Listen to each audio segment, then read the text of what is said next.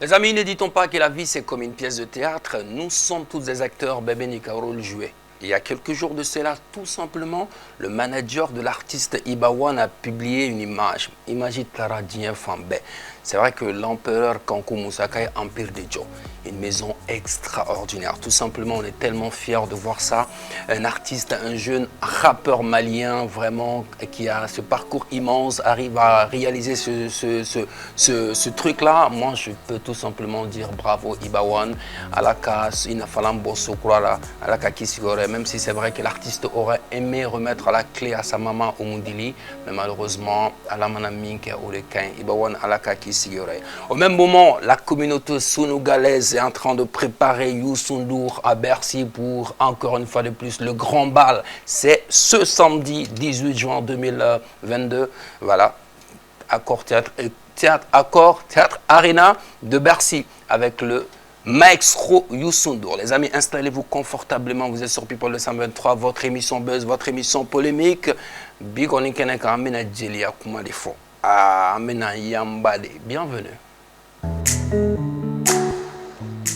La diva Toumani Kouyaté est l'invitée de la semaine. Et elle nous dira tout sur sa carrière, les conflits, les griottes, origines et solutions. Conjointement, vous retrouverez nos rubriques ActuWeb pour l'actualité de vos stars, le Bololocan pour vos sensationnelles questions et enfin le blind test qui oppose Mas à l'invité. People 223, ça commence tout de suite. Team avec moi sur ce plateau, c'est Fatima Maman Touré. Bonsoir. Bonsoir Mess. Comment vas-tu? Bien et toi? Très bien. Aujourd'hui, tu as opté pour la coupe, on appelle ça comment? Coupe carrée. Coupe carrée. Ouais. Ok, d'accord, c'est magnifique. Hein? Merci Mas, t'es gentil. Et la semaine? La semaine s'est bien passée. Hein? Super. Ouais. Tu as vu la maison de Ibawan? J'ai vu, c'est juste magnifique quoi. Il y a des gens qui ont dit Ibawan Boko et Sobana si ça kato et si ça qui gata. Comme Madame Lado. Ah, qui a inana plateau qui a vos mariage bébé. 2022. Comme avant, à Tora Djan, 2022 va pas en faire. Abane donc qui gela jona igatani comme Sokrani.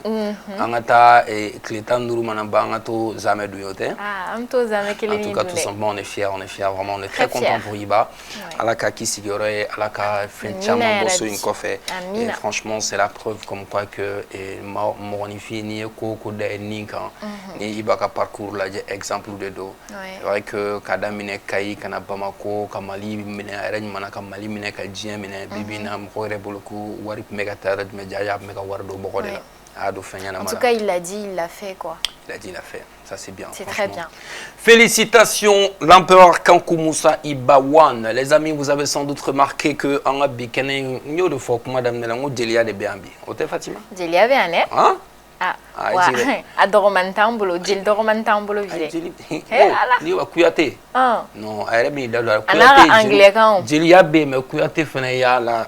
Oh, voilà. Voici pour vous le portrait de notre invité.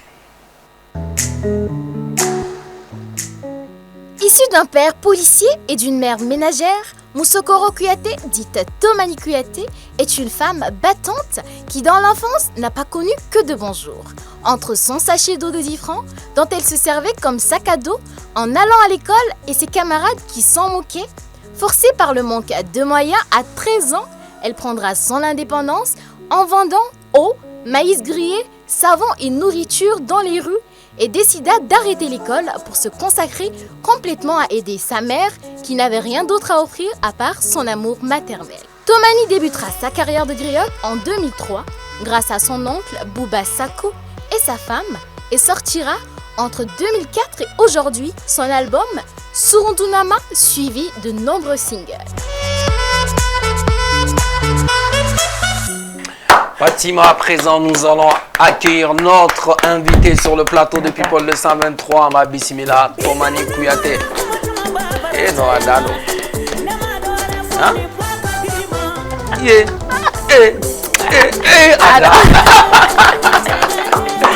Non, les photos spéciales. Toumani, bienvenue. Merci. Voilà, et bismillah. Toumani, bienvenue. Merci. Voilà, et bismillah. Toumani, bienvenue. Merci. Voilà, et bismillah. Toumani, bienvenue. Merci. Voilà, et bismillah. Toumani, bienvenue. Merci. Voilà, et bismillah. Toumani, bienvenue. Merci. Voilà, et bismillah. Tomani bisimila. Yeranga kenen Gambia jaran yi kuyate. Mse Traoré. Ini Fatima ya foli toko do kay na to sanere ni mbalana. Ate se ka na anga je parce que ya parce que hein? Ye. Adam. Ni labane. Ah franchement yang wole jabi a jaranye kusube. Et bisimila people 223 keneka. Ikuyate. Mse Traoré. Fatima Diaye ni to. Et bismillah. Fatima Iture. Mse. Tomani anya la kolosi kachaya ika kuma okonna la bi dado ala très souvent be kuma ika demsania ka. Iba foko fitina ma ye fenchama vécu. Mais ni reni ngara ki reki dado ala ka nyefanye aka damde demsania folola. OK, sana nga damno la masinte mogofu. O folike. OK, kan filɛli baga jama bɛɛ lajɛlen salamu alaikum wa rahmatulahi taala wa barakatu. Ka bira an bɛɛ lajɛlen kɛnɛ na. An bɛ Ala fo. Ka barika da kosɛbɛ kosɛbɛ. Ala min sɔnna ka bira an bɛɛ lajɛlen na. An ye Ala fo, an bɛ soli k'an kuntigi Mahamadu ka. Ala k'an nafa n'a barika ye. K'an faw fo, k'an baw fo. K'an bɔkolo ɲumanw fo, ka jatigi fo. Masi o diyara n ye ne ka denmisɛnniya ne sɛgɛnna kojugu Cogo di? denmisɛnniya kɔnɔ parce que fɛn tun tɛ ne ba bolo ne fa tun ye sɔrɔdasi de ye a ye guerre kɛ o y'a sɔrɔ ne ma banke a ye France guerre ni Algérie guerre ninnu kɛ donc après a nana kɛ policier bon mama tun bɛ yen n fa muso fɔlɔ don donc a sɛgɛnna furu la kojugu bon ne selen 13 ans ma a tun bɛ dɔnkili da mais a tun tɛ bɔ télévision ni fɛnw na a kɔrɔmuso de tun ye ŋara ye kariya t'a dan ma bon don kelen a taatɔ a ka jeliya kɛyɔrɔ la parce que fosi t'a bolo dɔrɔmɛ kelen t'a bolo a taara n'a san sugu la dɔrɔn o y'a sɔrɔ ne ma deli ka tobili yɛrɛ kɛ a ko Tɔmani ko tobili kɛ n t'a dɔn daga yɛrɛ bɛ sigi cogo min na a sɔrɔ i bɛ san 13 la yes donc ne fɛnɛ ye naji tobi naji in f'i ka kɛlɛ naji jijanba ye rendez-vous en bas après su fɛ ka to tobi to yɛrɛ nɔgɔlan bɛɛ kurukuru la ne bolo ala y'a kɛ a nana bɛn n'o ye a ye tɛmɛ ta elle était très intelligente a ye tɛmɛ ta a ye nɔgɔlan tereke a la fo ka nɔgɔlan nugu donc ka surafana to bɔ ka di mɔgɔw ma je me dis que est ce que ne tɛ n ba dɛmɛ denmisɛnniya tɛ mɔgɔ tiɲɛ quoi dusukolo de ye fɛn bɛɛ ye e ɲɛ b'i mama la cogo dɔ la ça va pas du tout bon o kɔɲɔyɔrɔ ninnu yɛrɛ la fɛn tun tɛ sɔrɔ yɛrɛ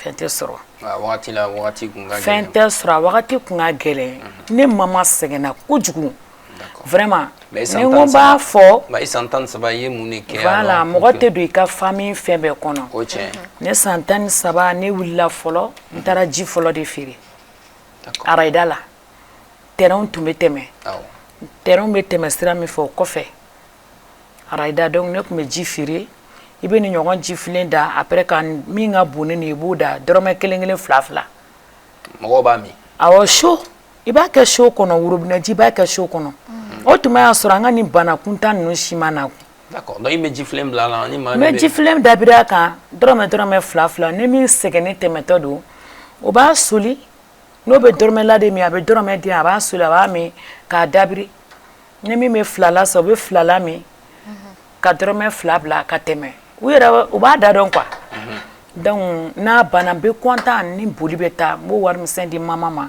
ka boli ka dɔ wɛrɛ ta tuguni ka boli ka taa n'o ye ka taa n sigi bon n tun bɛ tile bɛɛ ban o ko la i y'a ye ni n bɔra école la n bɛ tilegan girin bɛɛ ban o ko ninnu na quoi. i tun bɛ ji feere kɛ mama dɛmɛ i tun bɛ ne tun b'a kɛ k'an mama de dɛmɛ d'accord donc n nana bɔ jifiri la n y'a ye dɔɔni min sɔrɔ olu la n commencera n bɛ taa kaba ta foro la ka na kaba jeni n bɛ kaba jeni min bɛ jeni tasuma la tan duuru o y'a sɔrɔ kaba den kelen kun tɛ 20 bɔ tan duuru ta de kun ka kuma donc n b'a feere 10 20 n bɛ kaba in jeni ni y'a jeni kaba in tɔnɔ n b'o di mama ma ni y'a di mama ma a b'a garder pour que n ka école cahier bɛ san n'a ye a yɛrɛ fana bɛ a yɛrɛ dɛmɛ n'a tɔ ye donc n'a ye n ka école cahier ni n ka biki san n bɛ o ta sisan nɔ ka mana foroko ta ka n ka cahier ni biki bila mana foroko kɔnɔ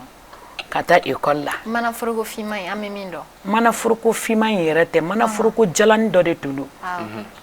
Ni n bɛna mana foroko in yɛrɛ dayɛlɛ ka n ka cahier bɔ a tun mankan bɛ écoledenw tɔɔrɔ a bɛ digi hali maître la u bɛ n humilier yɛrɛ mais je n'ai rien dit parce que c'est le destin donc n ma fɛn fɔ n ma maloya n'a ye n ye n ka kalan dɔɔni kɛ o cogoya la en même temps école mana bila n bɛ n ka o feere kelenw kɛ donc o fɛnɛ kaba feere de ye fɛn ne dɔɔni n nana ka na furununw san ka Paul san n bɛ a daminɛ woso na fɔlɔ n ye woso yira ka akaraniw yira i y'a faamu donc wula fɛ n b'olu kɛ ka b'o la ka salati fɛnɛ feere o kɛrɛfɛ fo ka na makɔrɔniw fɛnɛ feere ka sanusiw feere ka brochettes bɛɛ kɛ ne ye nin bɛɛ vécu n ka denmisɛnniya kɔnɔna la. mais o feere ninnu jisuma feere ni kaba feere ni dumuni feere ninnu e y'o daminɛ i san 13 de la.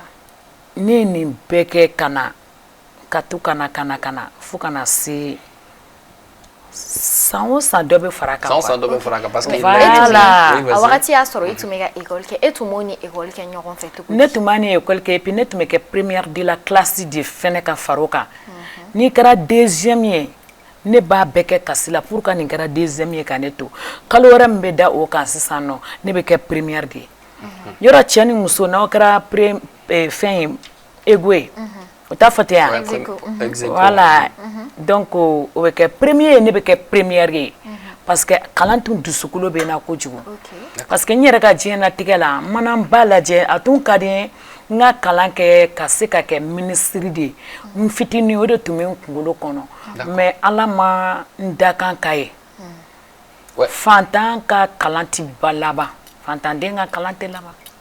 Bon, a caman ka gɛlɛn parce que n'i y'a ta k'a lajɛ c'est vrai qu'il ye min fɔ an ye wagatiw la an ka jamana taabolo la maa caman ye école jɔ k'u gɛrɛ mansaw la k'u dɛmɛ mais n'i ye e ta lajɛ sisan kalan tun ka di ye mais i y'a kɛ fo ka dan niveau jumɛn na. n ye kalan kɛ ka dan 9e na. d'accord yes DEF la quoi. DEF o t'a sɔrɔ DEF DEF sɔrɔ la i ye DEF kɛ DEF mana sɔrɔ soirée ninw bɛ kɛ o tɛ.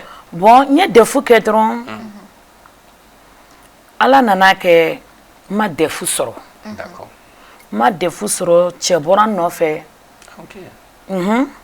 n fa ko k'an di d'accord n dira cɛ ma ok i y'a ye o bɛɛ fɛnɛ kun ye pour que n bɛ se ka dɛmɛ kɛ d'accord i y'a ye. D'accord, on a compris. Voilà. Donc, n'i y'a ta k'a lajɛ i ka kalanko fɔ donc DEF a danna DEF niveau la mais sisan an bɛna don i yɛrɛ ka dɔnkili da parce que i ko dɔnkili da c'est vrai qu'il ye Kuyate ye maa t'i ɲininkali ko la bilen donc mais mama de tun bɛ dɔnkili da ale tun bɛ taa kɔɲɔyɔrɔw la mais wagati dɔ sera a yɛrɛ y'a jɔ a hijilen a y'a dabila a ko k'a tɛ dɔnkili da fo ka se saya ma a sara a ma dɔnkili da. ok d'accord mais an bɛna an da don sisan i yɛrɛ ka carrière musicale taabolo de la sa parce que an y'a lakɔlɔsi waati dɔw bɛ kɛ an bi mankan mɛn kosɛbɛ mais waati dɔw fana bɛ kɛ i tɔgɔ bɛ tunu mais mun de b'o kɛ. bon o ye art yɛrɛ cogoya ye. cogo di. parce que wagati min na i bɛ bɔ o b'a sɔrɔ tuma min na i fari fagalen bɛ so kɔnɔ i bɛ taa sɔrɔ i bɛ baara la. d'accord.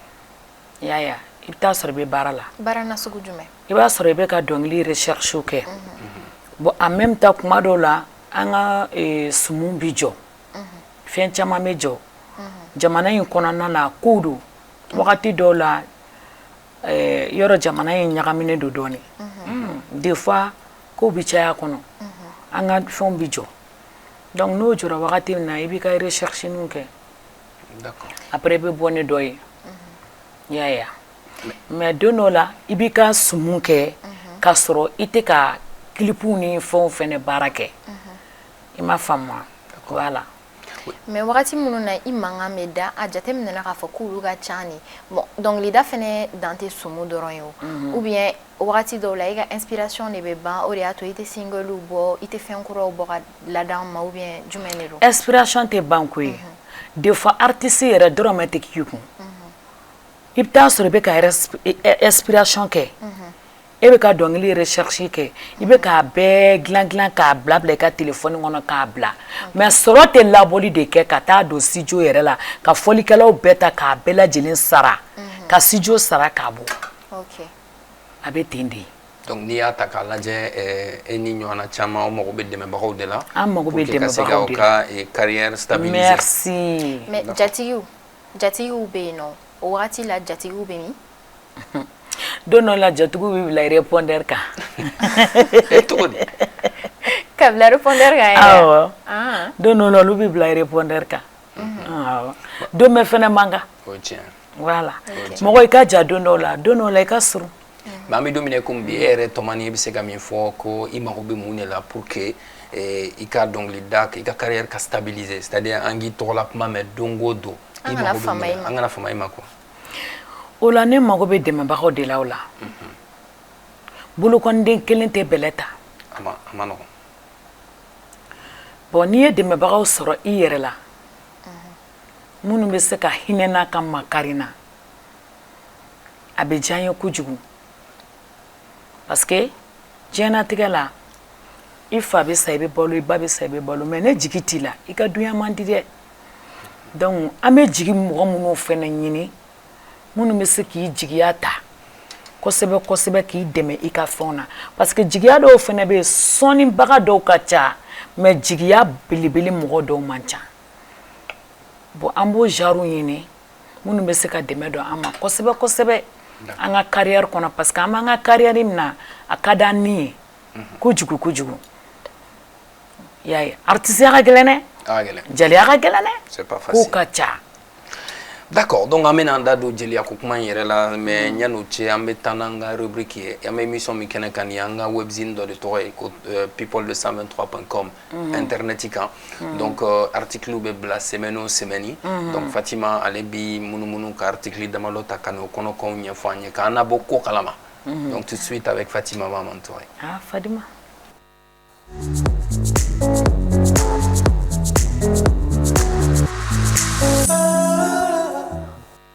Cette semaine, dans notre Actu Web, comme d'habitude, nous avons 3 articles. Et notre premier article s'intéresse cette semaine à Richard Bona et Oumou Sangaré. Donc, sur un titre, Gorgé de soleil, le grand maître de l'afro-latino fait son retour. Je parle bien sûr de Richard Bona. Donc, le répertoire musical coloré et métissé de Richard Bona s'enrichit d'un nouveau morceau, Gorgé de soleil, qui tombe à pic. Donc, le chanteur et bassiste camerounais s'est associé à la chanteuse malienne Oumou Sangaré sur le morceau Dourou Wakani. Donc, on va en écouter un extrait. Regardez, hein. Ouais, Richard Bona, un magnifique bassiste. En fait, ce monsieur-là, il est très connu au Mali. Oui. Tu sais pourquoi? Parce que c'est la première collaboration, ça date de la chanson Salif Kat Dongni de Kalabankoro. Et Richard Bona est venu rencontrer le doyen Salif pour cette très belle chanson intitulée Kalabankoro. En fait, c'est un bassiste de renommée internationale. Oui. Il est très fort. Et puis, bon, Niani Oumou Sangaré Kenekambi. Et ça, franchement, on ne peut qu'être que fier. Hein. Tomani. Très fier. Eh, Benga Foli for Salfi, Keitado. Sengar Makala Jata ni Bulukar Makala Jata. Olu na un cheka gele kujigu kujigu. Ne Salifufu, aye Oumou Sangaré min toko fo. Mina tade ni sirikidi.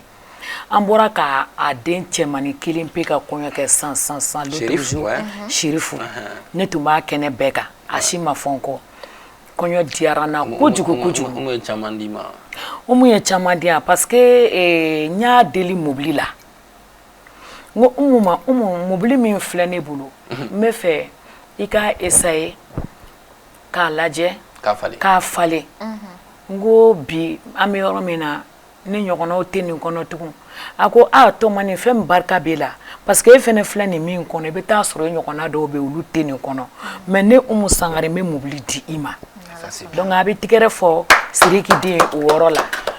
Ni mobili dir'i ma i kana n ta bari anw ye Kuyatew de ye. I kana n ta an ka to ka taa. O don dɛ k'a Sangare bari k'a fila sirimanjan filamuso min tɛ nkalon bɔ a da kɔnɔ n'a dala kan y'a faden.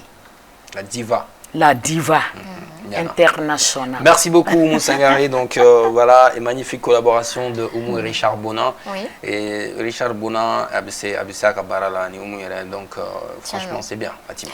Je disais tantôt qu'on allait en écouter un extrait. Donc si la régie est prête.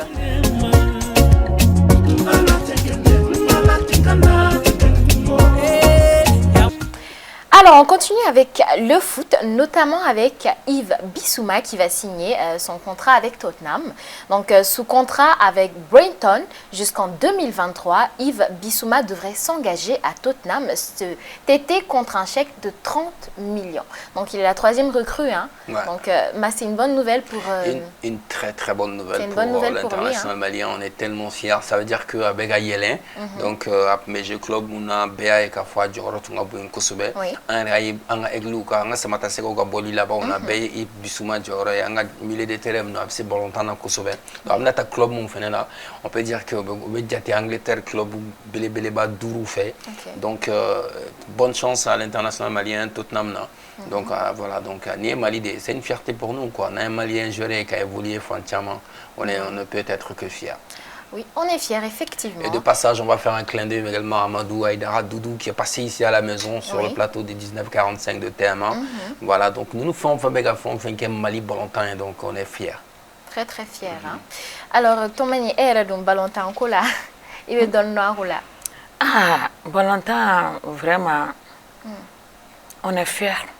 On est fiers. Vraiment. Super, on est très fiers de nos joueurs, hein, Mas. Donc, on va pas finir avec les parce que tout récemment il y a Djadje Samasikou hier tout simplement. Djadje s'est marié donc à Moussoufourou. Donc au fait il vient bien le week-end c'est comme on dit on a l'habitude de Malika Samata Seko on est vraiment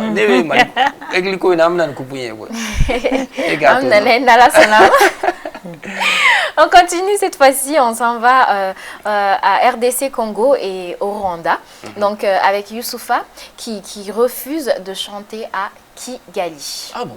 Oui, il a refusé de chanter face aux tensions entre Kigali et Kinshasa. Donc le rappeur d'origine congolaise a voulu donner la voix en choisissant de ne pas faire entendre sa voix dans la capitale rwandaise où il devait se produire le 1er juillet. L'irrésistible Bantou, Youssoufa. Oui. Ah ouais, ça c'est quand même bon. Parenthèse, ça c'est politique ça.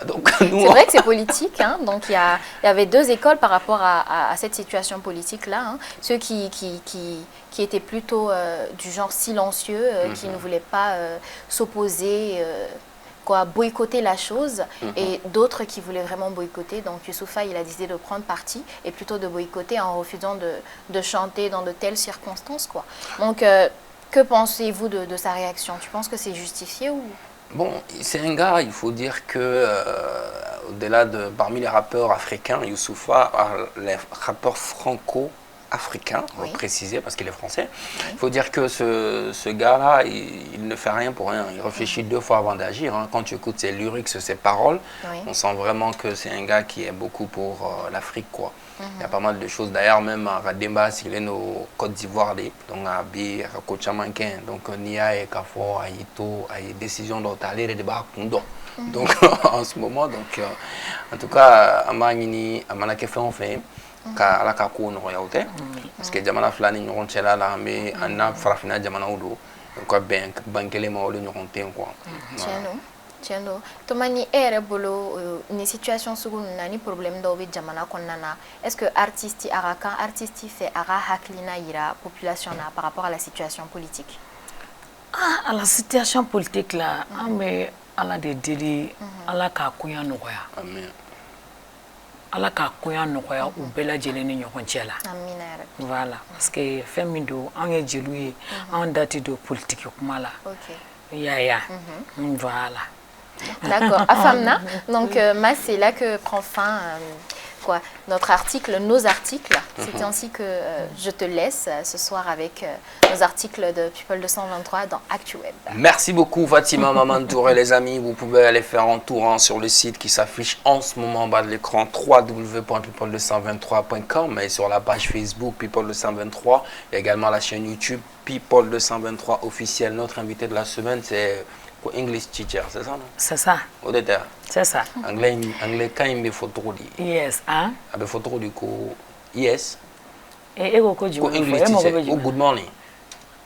What's up? Good morning. How are you? I'm fine. And you?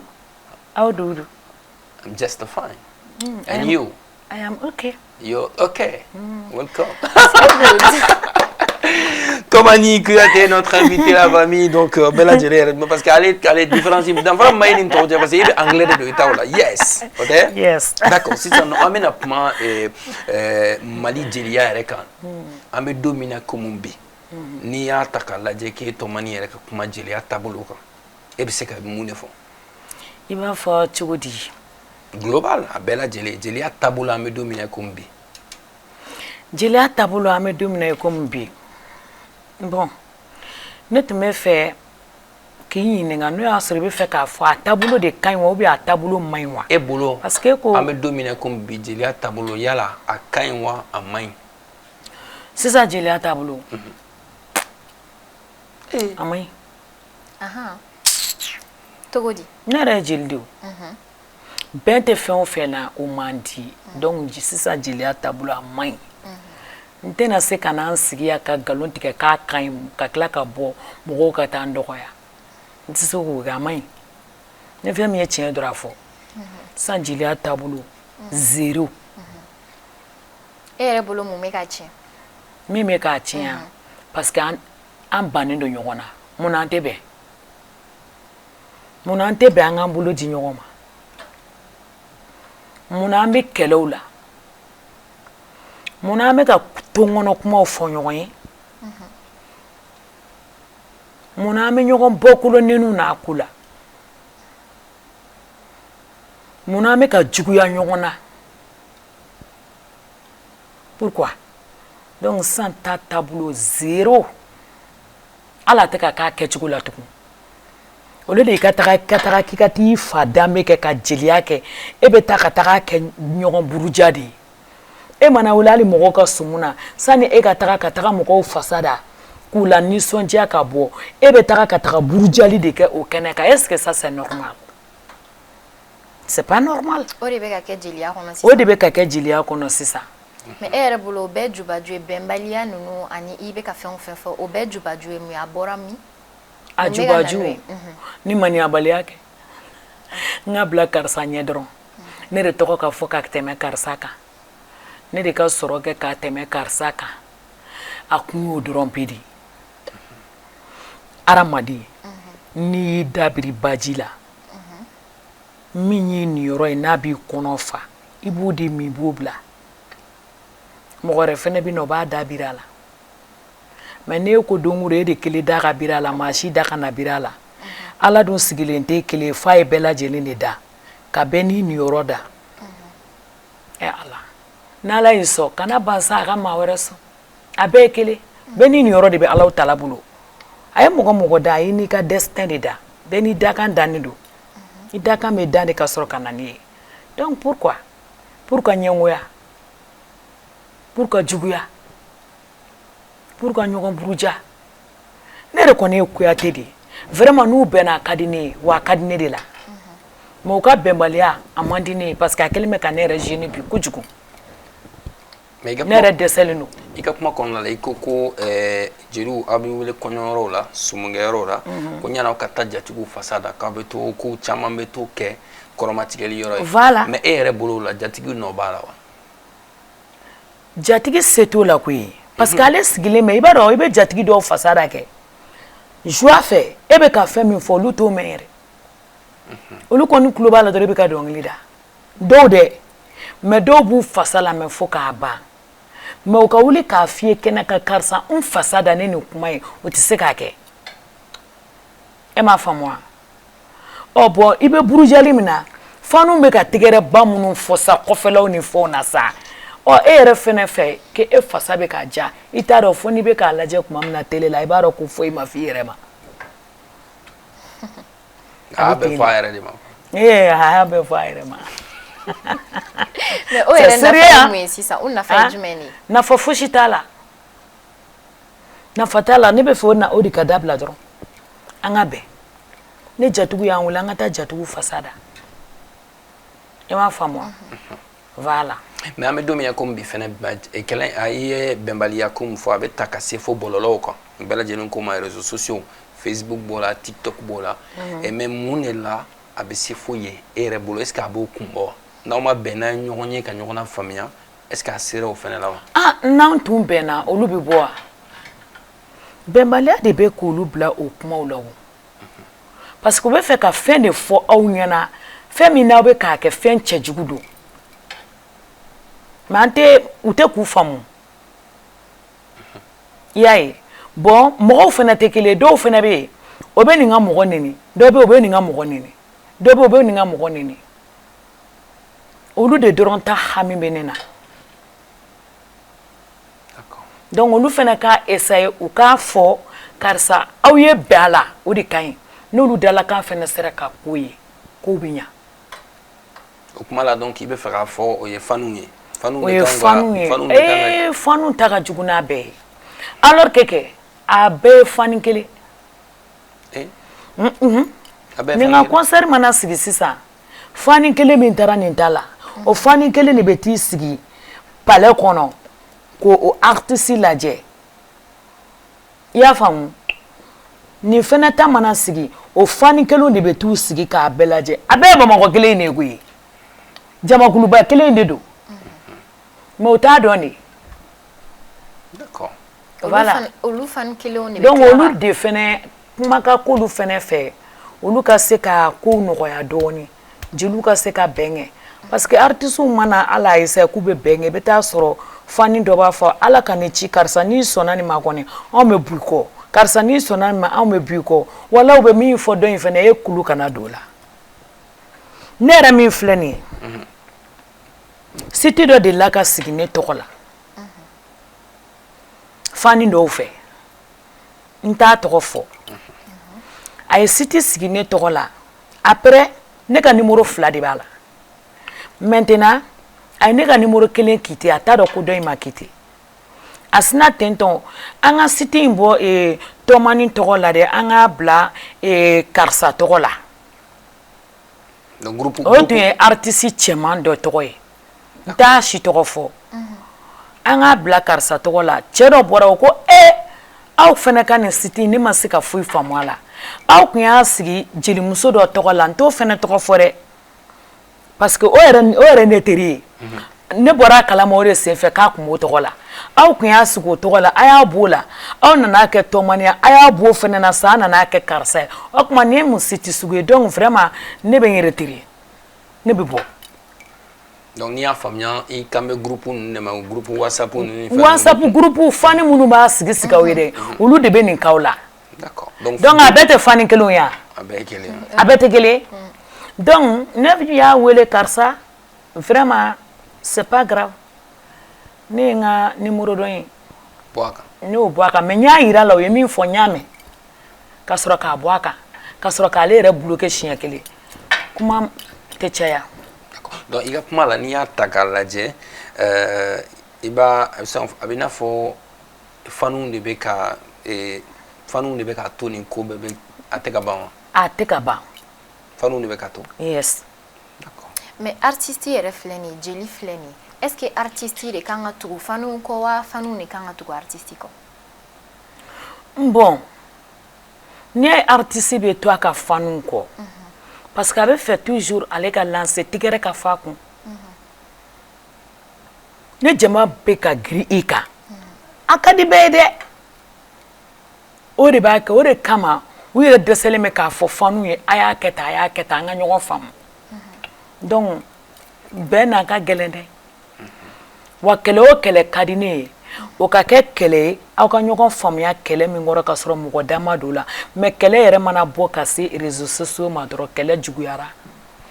est-ce que kuma banbali dɔw bɛ yen n'olu fɔra dɔrɔn kɛlɛ juguyara a ma nɔgɔn dɛ. o kɛlɛ juguya in est-ce que e yɛrɛ bolo c'est parce que mɔgɔ minnu b'o kɛlɛ juguman ninnu na mɔgɔ de t'u bolo mun b'u lasigi ka kuma u fɛ ou bien mun de don en fait mun de bɛ k'a to kɛlɛ tɛ ka se ka ban fo bi f'a ka réseau sɔrɔ bɔlɔlɔw sɔrɔ. kɛlɛ tɛ ban parce que fɔlɔ ni sisan tɛ kelen ye anw sisan denw an tɛ maakɔrɔbaw de bonya n'o tɛ jeli cɛkɔrɔbaw bɛ yen jeli musokɔrɔbaw bɛ yen kɔsa in na ne yɛrɛ min sigilen filɛ ne ye jeliw wele faransi ka jeliw wele bamakɔ yan a ko min bɛ sen na a y'a essayer aw ka wuli ka jɔ k'a ko la n'o tɛ a bɛ taa ka dan kɛ dɛ san bɛna k'a tɔ to bɔ min de. siga t'a la.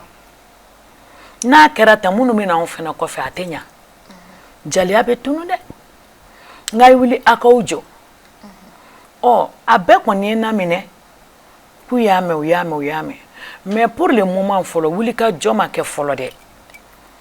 d'accord parce que ne yɛrɛ min filɛ ne bɛ kuma bɛɛ ye jukɔrɔ karisa i ka sabali karisa sabali karisa sabali mais n'i y'a fɔ n'u ko i ma n y'a mɛn n'u ka faniw taara ala ka n'i ca la e b'i yɛrɛ arabese ya i bɛ fani dɔw dɔn n'o y'o fɔ tantɔ e bɛ tila i hakilina bɛ fɛn kɛ tuguni sinon bɛn ka di sa fosi tɛ bɛn bɔ.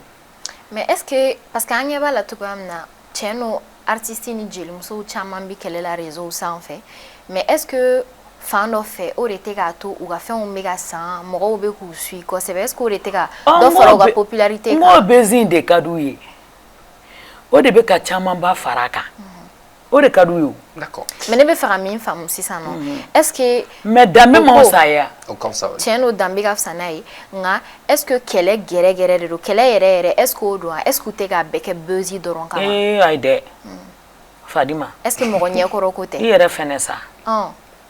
ne bɛ fɛ k'a faamu ne. i bɔra dugu jumɛn yɛrɛ la yɛrɛ. Tombouctou. a dɔnna k'e bɔra Tombouctou.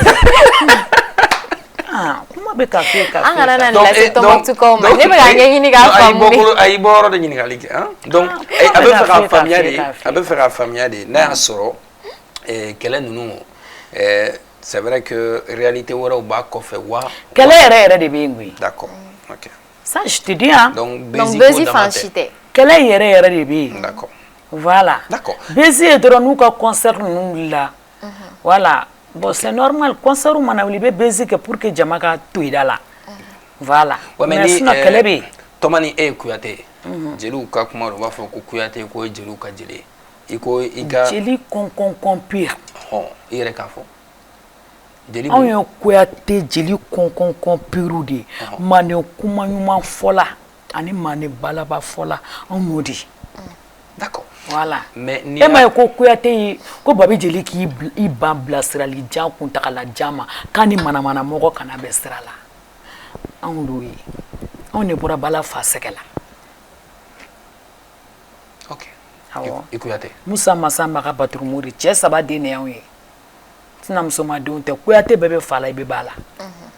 d'accord donc i ka kuma la i y'a fɔ ko n bɛ n'o de fɔ parce que u b'a fɔ ko jeliw ka jeliw da ye wa aw yɛrɛ de bɛ jeliw labɛn kosɛbɛ. kojugu. mais an bɛ don min na komi bi o parce que e ni dɔw fɛnɛ c'est vrai u bɛɛ caman bɛ yen nin ko ninnu na caman ye dɔgɔw ye limite u dɔgɔw bɛ se ka k'i den ye mais i bɛ ka mun de sira tagama bi bi in na walasa ka nin ko bɛɛ ban.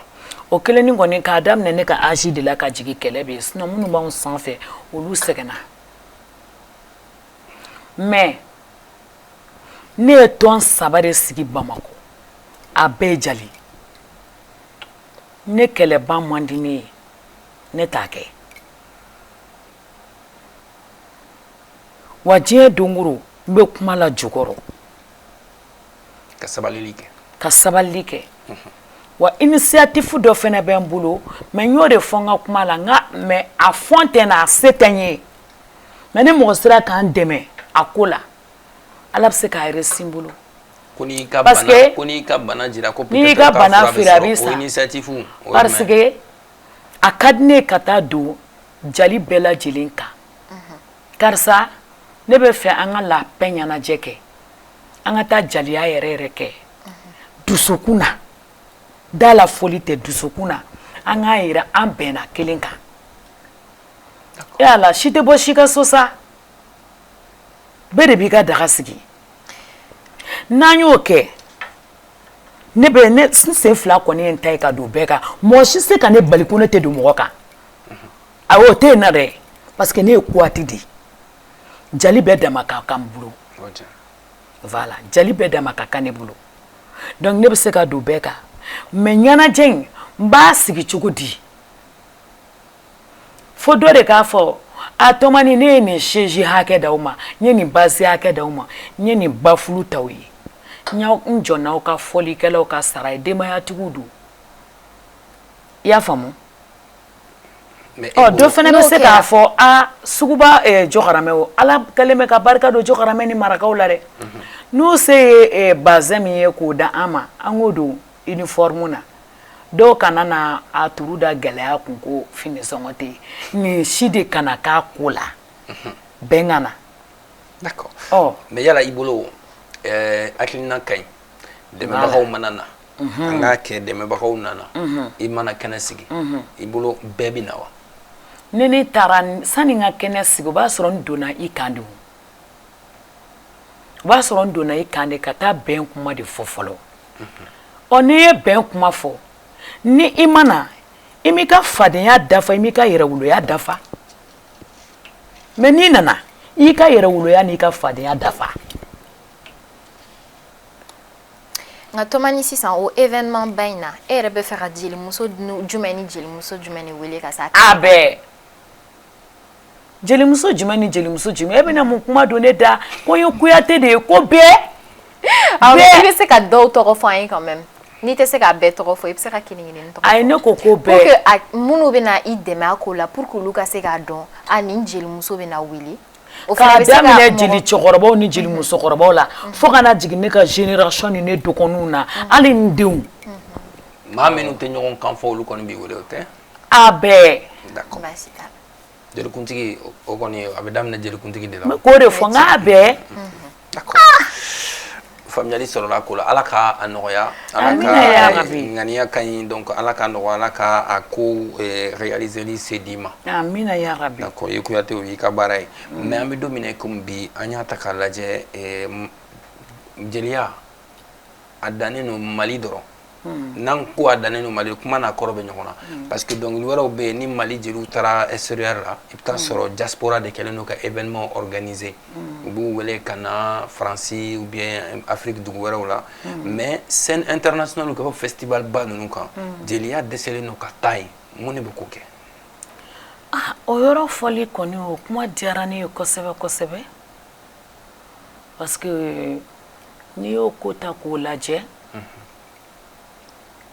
o bɛ dépend an ka artistes ni jeliw ka manajew de la d'accord parce que ni ala y'a se kɛ manajew ye manajew de kan ka u jeniyɔrɔ fin o ko la kosɛbɛ kosɛbɛ ka wuli ka taga o dugu ninnu ni fɛnw na pour que ka se ka taa u ka artiste dɛmɛ kosɛbɛ kosɛbɛ d'accord donc o yɔrɔ bɛ manager bolo d'accord donc ye ka yeta ye quoi o ye ne ka yeta ye d'accord on faamuyara voilà les amis à présent on va partir avec notre rubrique Bololokan et internautes ka question ni internautes fana ɲininkali dɔw bila kana kan ka tɛngu i la parce que ni émission na ɲ'a fɔ k'e de y'an invité an b'a kumakan dɔw fana ma parce que ɲininkali dɔw bɛ olu bɛ fɛ k'o dɔn an bɛ se ka ɲinɛ minnu kɔ Fatima bɛ ɲininkali damadɔ taw la k'o poser i kunna i b'olu jaabi tout de suite avec Fatima Maman Touré.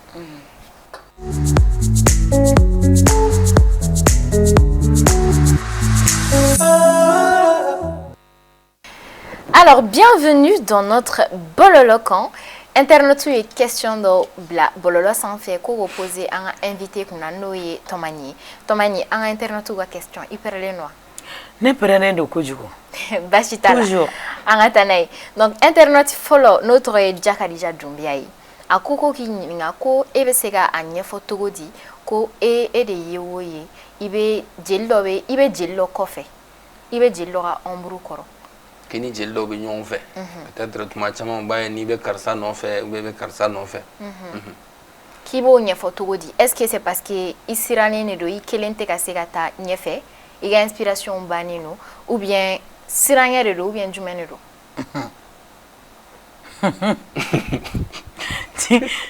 Tieni kuma i b'a f'u ɲɛna n bolo fila bɛ n kɔ manden ŋarawe ani manden jali bɛɛ alimami fara dugutigi ni donso kan n bolo fila bɛ n k'u bɛɛ ye parce que fɛn fɛn ye masalamɔgɔ ni kɔrɔmaɲɔgɔn ye i b'i bolo fila da u kɔ u bɛɛ lajɛlen duniya yɛrɛ tɛ to yɔrɔ ye duniya ye wagati kunkurunin dɔrɔn de mɔgɔ bɛ n'i ka mission de la n'i ka mission banna don min na dɔrɔn ala b'i ni minɛ i ka saya don sera a banna pewu dugu wɛrɛ tɛ lahara kɔfɛ a f'u ɲɛna ko ne bɛ siran ala de ɲɛ ko ala min ye ne nin bɛɛ lajɛlen da ya kudus masakɛ kulfaya kul masakɛ ya ratif masakɛ ya samadu masakɛ ko ne bɛ siran o de ɲɛ ne tɛ jeli ko fɛ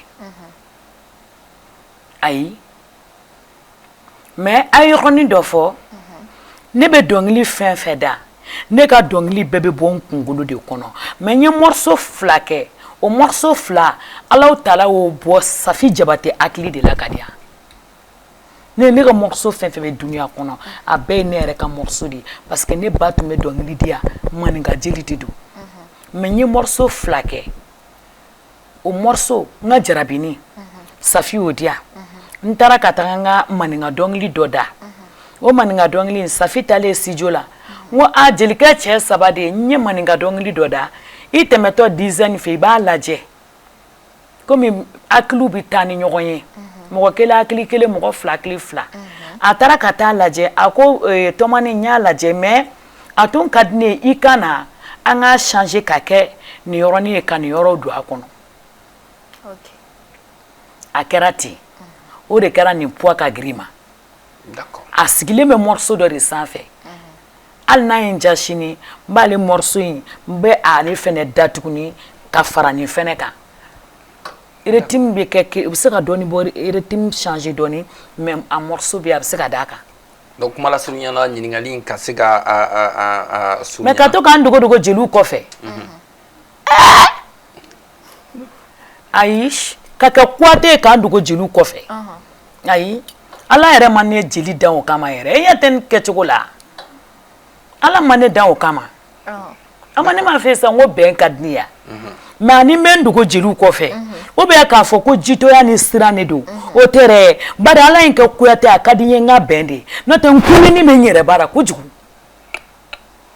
ne kunnen bɛ n yɛrɛ bara awɔ ne yɛrɛ de tɔmani ye bilayi n'i ye muru di yan sisan nɔ n bɛ n sogo tigɛ n'a ye e delila yeyi sabali i kuyate e t'a dɔn ko ne fa ye guerre de kɛ yes an ka taa ni question filanan ye internet filanan ko k'i ɲininka ko est ce que a bɛ fɛ k'a dɔn n'o y'a sɔrɔ i ye jeliya daminɛ ni Babani Kone de k'ale y'a kuma mɛn k'a fɔ k'e ka jeliya k'i y'a daminɛ ni Babani Kone a bɛ fɛ k'a dɔn n'o y'a sɔrɔ o ye tiɲɛ ye i ka don a kɔnɔ k'a ɲɛf'an ye o tigi tɔgɔ ko Cooper Jack Babani nɔfɛ ko awɔ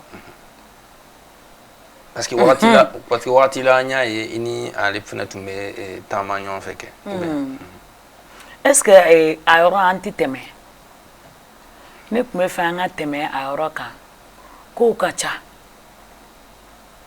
internet a bɛ i n'a fɔ réponse b'a sɛbɛn ma dɛ a bɛ k'a ka réponse kɔnɔ quoi sigiyɔrɔ kuma bɛɛ tɛ fɔ n dɔgɔ d'accord ne ye jeliya daminɛ n fa n oncle Buba Sakɔ Buba Sakɔ fa ani ne fa ba fa kelen ba kelen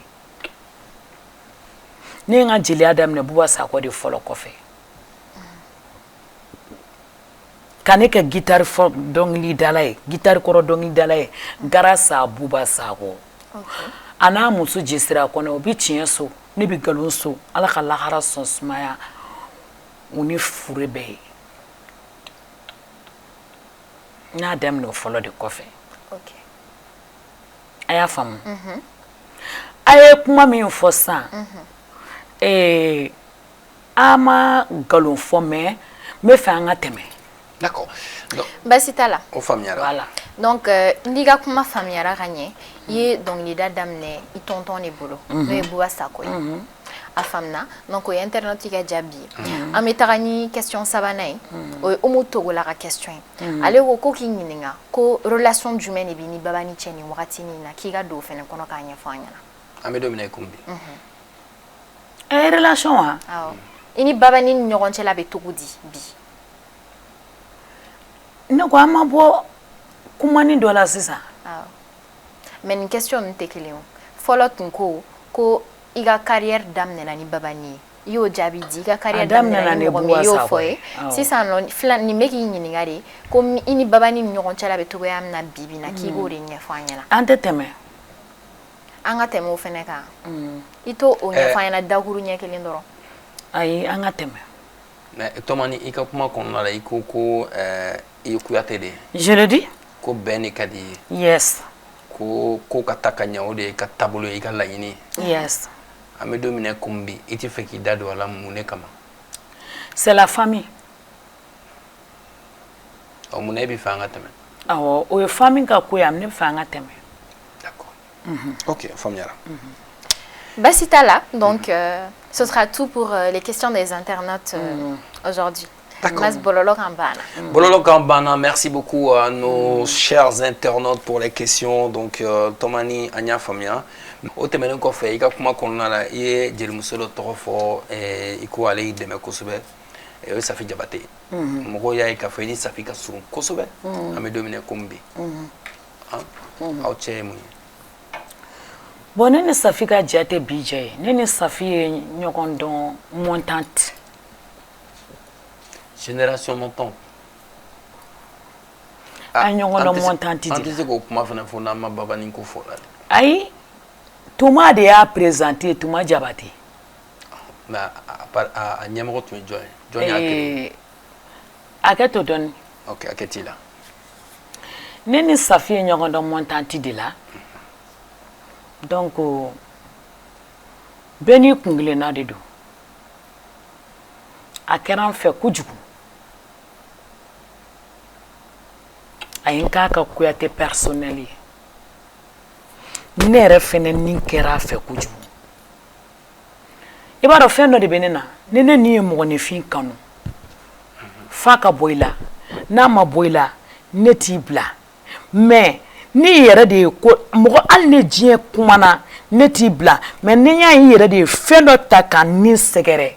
Ne y'i bila. O ma nɔgɔn dɛ. Ne bɛ ten. Bon, mɔgɔw fɛ Safi diyaɲɛ kama, Safi man di mɔgɔ minnu ye, olu fɛ ne t'u fɛ. D'accord. Safi ka di ne ye tiɲɛ don. I y'a faamu. Ne ni Jali bɛɛ ka di. Mais ne tɛ fara a jugu de kan k'a kɛlɛ. N tɛ se k'o de kɛ. Bon, Safi de man di mɔgɔ minnu ye, ne man di olu ye. Mais i ka kuma kɔnɔna la. Alors que n'u tɛ kɛlɛ la. Awɔ, n y'i faamuya. Mais i ka kuma kɔnɔna la ko i ko i ka laɲini ye bɛn ye. Ne ka laɲini ye bɛn ye. Toujours n bɛ k'o de fɔ. Mais munna ni Safi i yɛrɛ ka kuma i ko Safi man di mɔgɔ minnu ye. Safi man di mɔgɔ minnu ye. Olu de fɛ tellement que ne ni Safi ka di, ne de fɛnɛ man di olu ye. E y'a faamu san. I bɛ taa sɔrɔ e ko ka go dɔ ye sisan. Han? O tigi mana e ni min tɛmɛtɔ ye. Cɛ o bɛ ko goya ye quoi. A bɛ fara o kan. Donc i yɛrɛ bolo bagama kɛlɛ don quoi. O ye bagaman ko de ye. Bagaman kɛlɛ de n kan. Donc e ta ye bagama ye. Ne ta ye o bɛ ka bagama. Safi ka di ne ye. Ne y'a fɔ n ko n kɛra la banni de don. Mais u kana baga ne ma ko Safi ko ne ye Kuyate ye, ne bɛ bɛɛ fɛ. Bɛɛ ka kan ne bolo. D'accord. Voilà. Comme kɛlɛban ka di e ye. Kɛlɛban ka di ne ye si ne y'o fɔ. Donc sisan Tomani i ka kuma kɔnɔ i y'a yira k'a fɔ ko kɛlɛban de ka di e ye. Awɔ. Donc sisan Safi ka mɔgɔw ani minnu bɛ kɛlɛ la, minnu bɛ kɛ bagama kɛlɛ k'e fɛnɛ nɔfɛ sisan. E yɛrɛ bɛ ka mun de kɛ pour que ka se k'o kɛlɛw ban u ni ɲɔgɔn cɛ? Ne bɛ k'o kɛlɛ ban ji jukɔrɔ. Awɔ, n'a banna diɲɛ don o don. O de la n bɛ ka ɲɛnajɛ ko in fɔ n k'a fɔ ntɛnɛn, n m'a fɔ i ye ten yan. Voilà. Ok. O faamuyara. O ye faamuya. Sisan e bɛ k'o kɛlɛ ban ji jukɔrɔ. Mais fo bi an filɛ nin yɔrɔ min na. Hali sisan o ma ban fɔlɔ mais a bɛ sira la. A banni a ma ban fɔlɔ. A bɛ sira la, dɔw banna ka ban. Mais Safi yɛrɛ an bɛ don min na komi bi a yɛrɛ ye parce que e ka surun a la. C'est vrai qu'an ma ale sɔrɔ. Mais peut-être aw bɛ nin barow kɛ ale hakilinata ye mun y'a ko la. An bɛ don min na komi bi. Safi hakilinata wallahi a bɛ n kɔ Safi bɛ ne kɔ Ayi ni kɛlɛ ko in bɛɛ la n den tɛ dɛ mais k'a fɔ ko ni ko ne de bɛ se k'a manipuler o fana tɛ dɛ n den tɛ n tɛ se k'a manipuler parce que a cɛ b'a bolo mais n y'a ka kuwate de ye a b'a dɔn ko n tɛ nkalon f'a ye a b'a dɔn ko n tɛ wuya f'a ye a b'a dɔn ko n t'a bila sira jugu kan.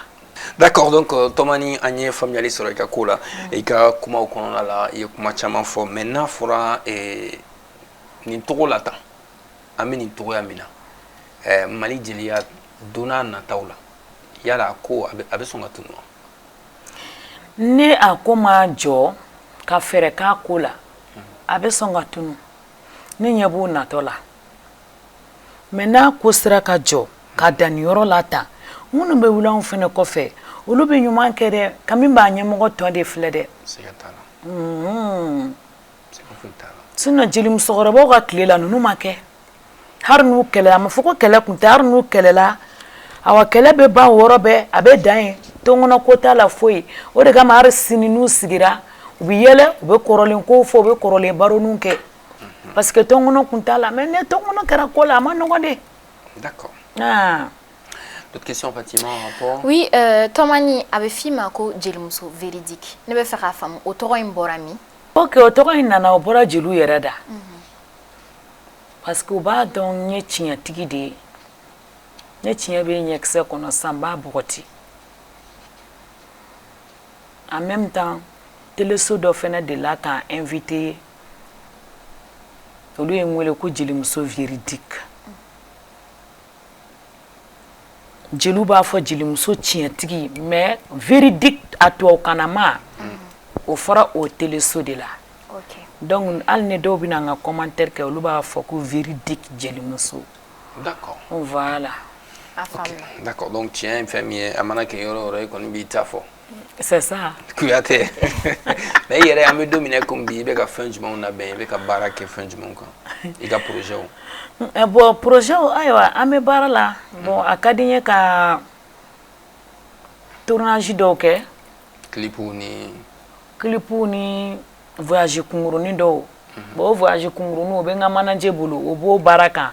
D'accord. Ko o ko ɲɛɲini donc n bɔra ka clip kura kɛ sisan bon n bɛna fɛ ka clip wɛrɛ kɛ a ye n dɛmɛ ni dugawu ye toujours. D'accord. Ala k'an bɛɛ sɔn si ni kɛnɛya la an ka se k'an ka baaraw kɛ a ɲuman na. Ami. Yeah. Est-ce que o bɛ album ko de ko fɔ I bɛ ka album de labɛn? Album bilen. Tɛ album bɔ bilen? Album ma kɛ WhatsApp ni Facebook ye de. Album kɛra o ye o. Album kelen kɔni bɔra an fɛ nka album kɛra o ye dɛ. Hali e tɛ bɔ studio la I b'a sɔrɔ I ka musique bɛ WhatsApp kan. An TikTok. An TikTok I ye fan bɛɛ. Anw ka tile in kɔni a kɛra problème de ka ye dɛ. Cogo di? Fɔlɔ jeliw ta bɛɛ kun ye ka cachette bɔ u bɛ se ka cachette I b'a sɔrɔ cachette 20 bɛ dɔw bolo. Tiɲɛ. Olu y'o bɔ dɔw ye 15 bɔ dɔw ye 10 bɔ. Tiɲɛ. Anw caman bɛ anw bɛ kelen kelen de la k'a sababu kɛ an ka sisan réseaux sociaux ko in ye. Voilà. O de y'a kɛ. D'accord. D'autres questions Fatima? Non, mais c'est tout. D'accord. Fadima y'i jɔ koyi. Fadima y'i jɔ. A y'i jɔ. Non, ma question banna follow. D'accord, donc Tomani, on va partir avec notre jeu blind test. Voilà, le jeu de Enine de Bok, Fatima, allez des bons black concours là. Mais avec la qui date voilà qu'on y a foigné. Juste après le jingle.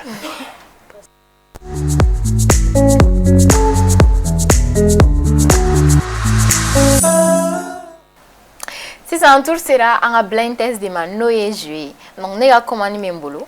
Aw flara buzzer Tomani etabi ne kini bolo kan master benen mon bolo kan. Donc amna musique kala. Amna 10 secondes ne kala par musique. Donc il est dans la mine dont à quand t'es beau forcément. Donc l'idole là c'est qu'à instrumental drone be jeu. Amé 10 secondes ne kala. Ni be toro don, ibi teke diga en son masga teke diga ka ibi réponse fort.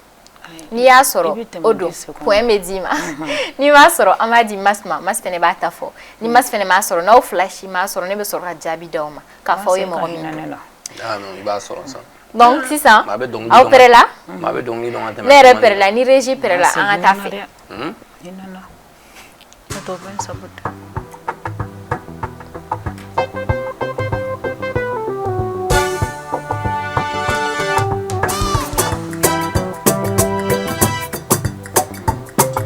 b'a dɔn i b'a digi don.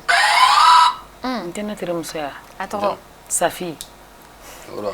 Ayi o tɛ nin. Tɛ nin. O tɛ nin. O tuma ne ye Laginɛ. Mas toi aussi tu connais pas? Non, ne tɛ nin. Alors mais aw concentré.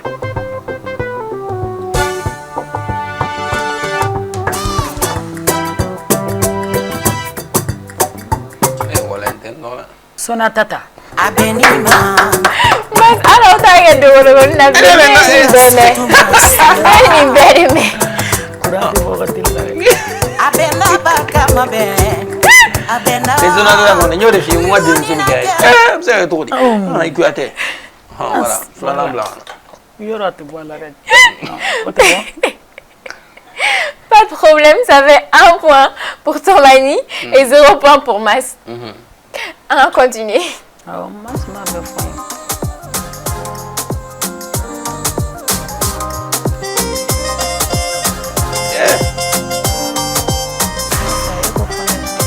Mais tu ne connais pas.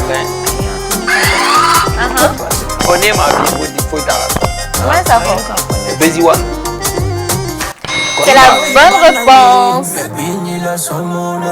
le Mas, il a solo. Thomas, c'est comme ça. Nous, démissionnons nos causes. Mais Thomas, il a fait TikTok comment moi, c'est TikTok sans faire. Eh, quoi du coup, gars? On est sur une TikTok, mais On est né de un connu. On est démissionnons nos causes. mais TikTok, mais donc c'est exactement ça. 1 point pour Mas et 1 point pour Tomani également. Alors, Fatima Tiko, ça. Anata.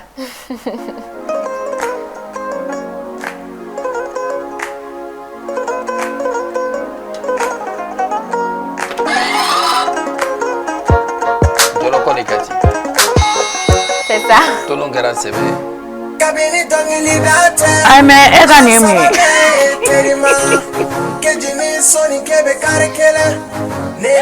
Ah, Fatima kuku faka ta saranela. Aïssa, n'était qu'à faire ça. Fatima, attends. 2 points pour Mas et 1 point pour Tomani. Donc la régie, on y va. Ne jeliga che sabade Safi Jabati. Odo. C'est la bonne réponse. Donc 2 points pour Tomani et 2 points pour Mas également. Tomani dans les 3. Aïe, 2 de Avec mes N là. Non, dans les 3 ça. Amna nambara. Ndere ka jati. Dans les 3. 3. Derero. Ne 3 ri. 3 ma do yan folo. Ni 3 do na kuma mna ni ba fo. Allahu Akbar. Eh Allah. Ah, t'as fait.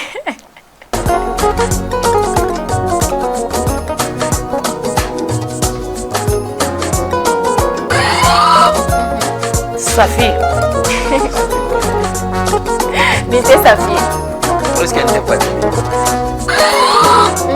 Fatim. Ali ma jam fo ça. Anga ndima. Awanga ndima ça. 3 pour Tomani, 2 pour Mas.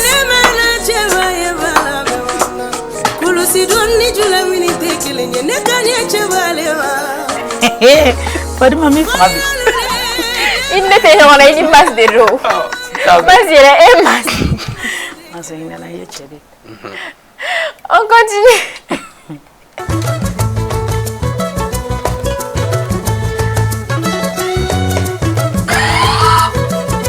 Général Sec. Odo, bravo. Niena. Général Sec du coup. Donc 4 points pour Tomani et 2 points pour Mas. Donc Mas, un dernier essai. De toute façon, Tomani on m'a fait. Donc la régie, le dernier son.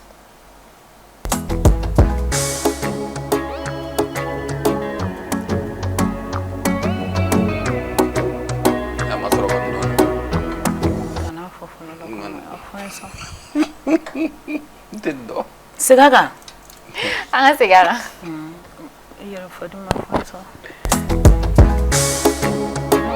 Bon, Jagele a musique, mon rôle. Pesa.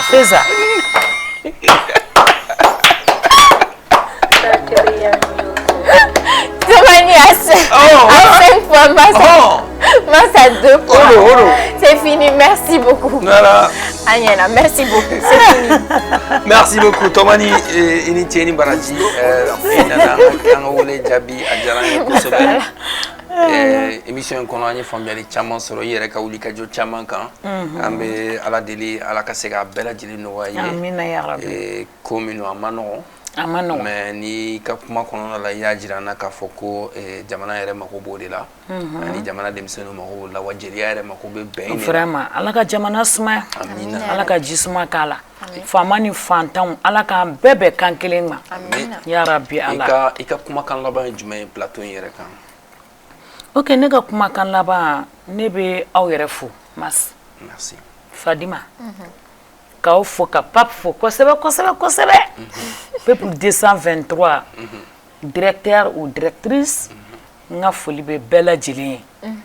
Vraiment ka foli lase jamanaden bɛɛ lajɛlen ma n jatigi cɛman n'a musoman jali hɔrɔn cɛman n'a musoman ne ka foli bɛ bɛɛ ye n ka foli bɛ n badenw ye n ka foli bɛ n balimaw ye n ka foli bɛ n kɔrɔkɛw ye malo tabagaw ani nasɔngɔ bɔbagaw tilegan o tilegan ne nana ka na n sigi n faso la n ba kama ala ye n ba mini ji dɔgɔya olu de bɛ malo ta ka tilelafana tobi an b'a dun donc alhamdulilayi arabil alamina n jɔlen bɛ ne n yɛrɛ sa mais kɛrɛnkɛrɛnnenya la n bɛ foli lase n badenw fɛnɛ ma k'u ni baara vraiment donc n ka foli bɛ bɛɛ ye ala ka jisuma kɛ jamana in fura la voilà. Merci beaucoup. Ala ka réseaux sociaux mɔgɔw ala ka dususuma di an n'u bɛɛ lajɛlen ma ya rabi olu bɛ dususuma min nɔfɛ n'an fɛnɛ b'a nɔfɛ ala tala k'an bɛɛ lajɛlen dususumaya n ka foli b'u bɛɛ lajɛlen ye voilà jamana ɲɛmɔgɔ baarakɛlaw bɛɛ n ka foli bɛ bɛɛ lajɛlen ye minnu bɛ ka lakananiw kɛ tututu n ka foli b'u bɛɛ lajɛlen ye voilà. Merci beaucoup Fatima. Donc ɲana an ka ta kana an ma tila i la fɔlɔ dɛ. D'accord Fatima pour ce soir. Mais avant, je remercie mes partenaires, notamment Yakuni Beauté pour cette magnifique coiffure, coupe carrée, et également Lifindi. Donc Yakuni, elle est à Niamakorosité. Son numéro c'est le 76 48 84 25. Et je remercie également Lifindi Boutique qui m'a sapé, hein, comme d'habitude. Magnifique. C'est trop beau, j'aime trop. Ouais, c'est le mélange est oui, magnifique, le mélange hein. il est très bien fait. Djoura Sissoko qui m'a sapé, hein. Vraiment. C'est magnifique, non? Si, c'est magnifique également. Donc, merci beaucoup à Lifindi. Elle est à Nyarela, en face du Père Michel. N'hésitez surtout pas à la contacter sur ses différents réseaux sociaux, notamment Instagram et Facebook. Tu as fait Lifindi Boutique ou Lifindi Maison de Couture et vous la retrouverez. Merci beaucoup. Je remercie également la maison de couture Bab Style, Baba et toute l'équipe. C'est à Hippodrome Bamako. Le numéro de téléphone c'est 00223 pour le Mali, la boutique du Mali. C'est le 90 25 10 30. Pour Dakar, c'est 00221 77 32. Pardon, 328 55 77. Maison de couture Babsil, c'est une élégance juste et raffinée. C'est à l'hippodrome Bamako. Merci énormément, Tomani. Merci à la grosse équipe de l'autre côté de la régie Pape Diaoué pour la réalisation. Merci à Abdraman Sanogo. Merci également à Souleymane Sidibé qui a géré le son. Merci à Zach Steve Danyogo et Ekpe qui s'occupe des montages et habillages des émissions de la TM1, la télé qui vous allume. Merci également à Bouki. Merci à Sela Sangare, Beauté Plus qui s'occupe de make-up de TM1. Merci à Maïga. Les amis, prenez soin de vous. English teacher. En tant l'abonné anglais quand vous. Ah, Hein? c'est ça. Deux fois. Et, ok, I love everybody. Donc, thank you very much. Et goodbye. See you soon. Voilà. Donc, vous avez bien compris. Donc, merci les amis. Prenez soin de vous et de vos entourages. Merci d'être de notre sur la télé qui vous allume. Very good. Salam, bye bye. Ok.